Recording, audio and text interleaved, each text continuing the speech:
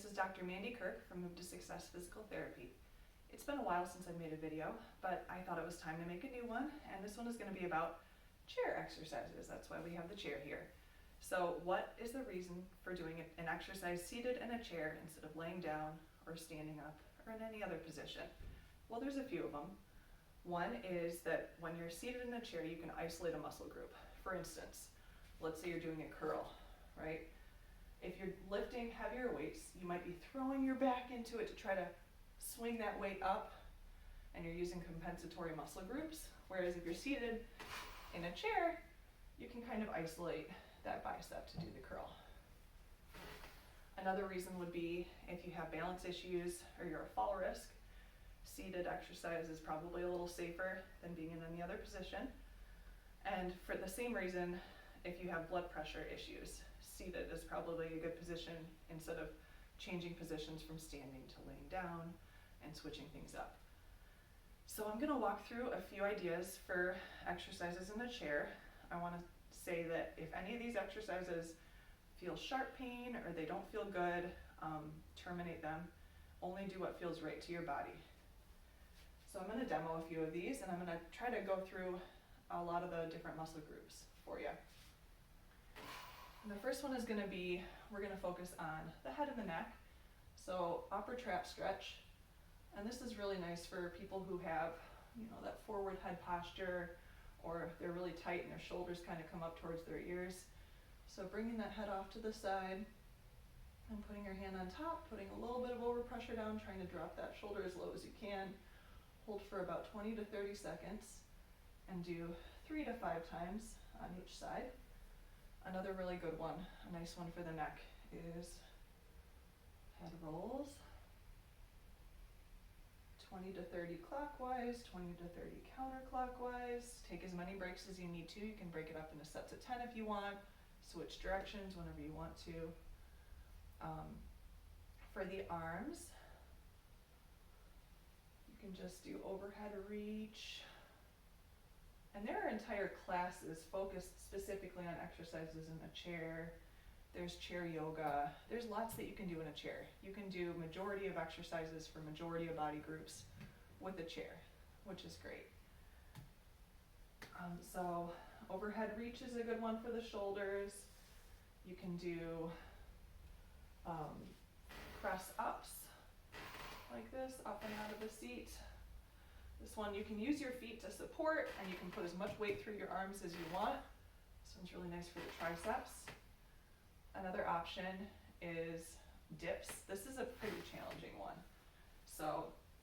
And you need armrests for this. So the type of chair that you're looking for when you do chair exercise is one that has a back, one that has good support, that you're sitting with 90 degrees of hip flexion, 90 degrees of knee flexion.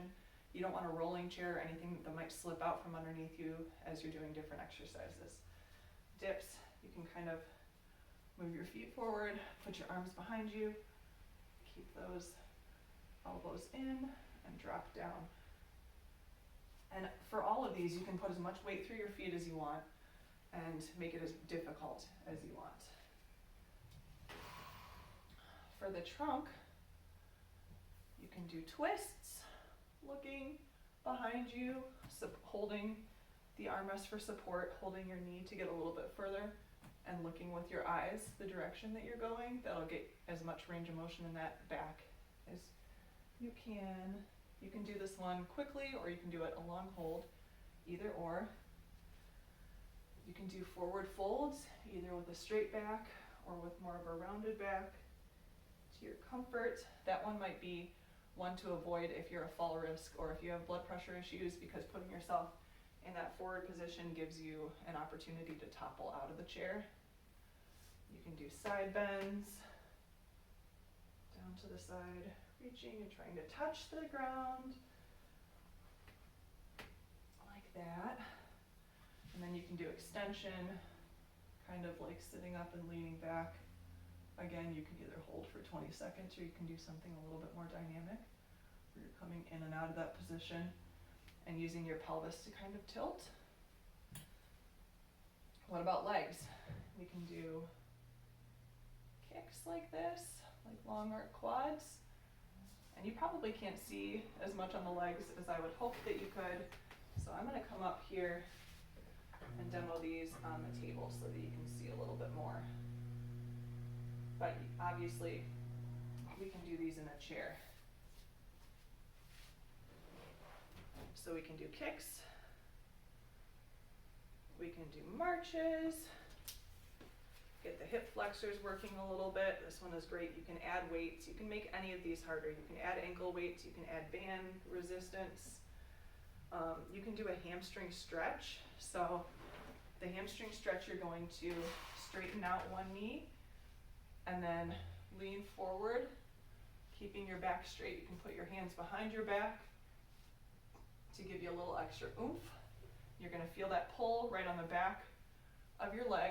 This one is a nice one to hold for that 20 seconds and repeat 5 times. This is one that really gives me grief, so I need to be doing that one a little more often than I am. What about feet? We can do heel slides. So again, you probably can't see my feet, but sliding your heels right along the floor, back and forth. That's a nice easy one. You can do it with or without shoes, depending on how much friction the surface underneath you has. Heel raises and toe raises, which is just what they sound like. Raising your toes up and raising your heels up. I tell people who are seated for long periods of time that doing heel raises and toe raises, like ankle pumps, that's a really good one to keep that circulation going. So sometimes we'll get some swelling down in the lower legs and the ankles if we don't give that attention to our legs that we need to if we're seated in one position for too long. So ankle pumps is a great one to do it like once an hour if you're sitting for a long period of time. What about standing exercises? There are some exercises that you can do while holding onto the back of the chair that are still considered chair exercises. But you have the safety of a surface to hang on to as long as your chair is stable. So I'm going to scooch this forward a little bit. You can do hip extension, so kicking back with your legs. You can do standing marches. You can do sideways kicks. You can do forward folds here, so taking a step back and folding down while holding onto the chair. Hinging at the hips. There's some difficult ones you can do, so these are the bonus exercises, but I don't recommend these for beginners because you don't have the support that you need. You can do toe taps on the chair like this, and this is a pretty big step up, so if you have balance issues, this is probably not a good one to do because you don't really have anything to grip onto. Or you can do like a lunge while using the chair to elevate that leg. But again, those are the advanced level exercises. So I hope this gives you a few ideas of exercises you can do while seated in a chair. And if you have any questions, feel free to make a comment, and I'd love a like and subscribe as well. Again, this is Dr. Mandy Kirk from Move to Success Physical Therapy in Troy. Thank you.